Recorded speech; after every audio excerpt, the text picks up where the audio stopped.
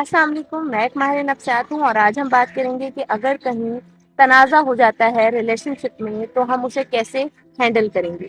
تو سب سے پہلی بات جو سمجھنے کی ہے کہ تنازع کہاں ہوگا، ریلیشن شپ میں۔ اگر ریلیشن شپ نہیں ہے تو تنازع نہیں ہے، ٹھیک ہے۔ تو ریلیشن شپ ایسا کوئی بھی نہیں ہے جو تنازعات سے، مسائل سے، لڑائیوں سے ماورا ہو، ٹھیک ہے۔ ایسا کہیں بھی نہیں ہے کہ کہیں ریلیشن شپ اور لڑائی نہ ہو رہی ہو، ٹھیک ہے۔ تو یہ ایکسپیکٹیشن کو آپ نے سب سے پہلے ہینڈل کر لینا ہے کہ نہیں، اگر ریلیشن شپ ہے تو تنازع ہے، ٹھیک ہے۔ اب سیکنڈ چیز، اگر ریلیشن شپ ہے تو وہ کس میں ہوگا، دو لوگوں کے درمیان نا۔ تو اگر دو لوگوں کے درمیان ریلیشن شپ ہے تو دو الگ الگ رائے ہوں گی، تو اگلے کی رائے کو ریسپیکٹ کرنا، دس از پری ورک ان دا ریلیشن شپ۔ اگر آپ کسی ریلیشن شپ میں آ رہے ہیں، آپ کو اس بات کو سمجھنے کی ضرورت ہے کہ آپ کو اگلے کی رائے کو ریسپیکٹ کرنا ہی ہے۔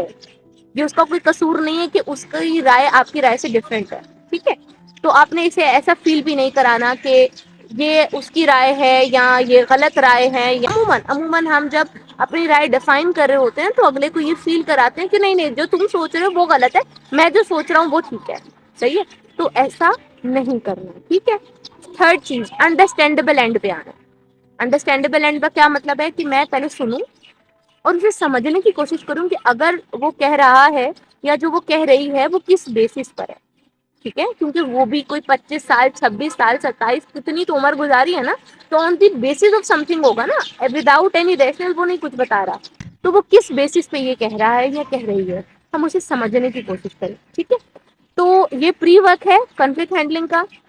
یہ تین چیزیں اگر آپ کو سمجھ میں آئی ہیں تو ضرور بتائیں، اگر نہیں سمجھ میں آئی تو بھی بتائیں تاکہ میں اس کو فردر ایکسپلین کر سکوں، اور انشاءاللہ نیکسٹ ویڈیو میں فردر ہم اس کے اسٹیپس کے بارے میں بات کریں گے۔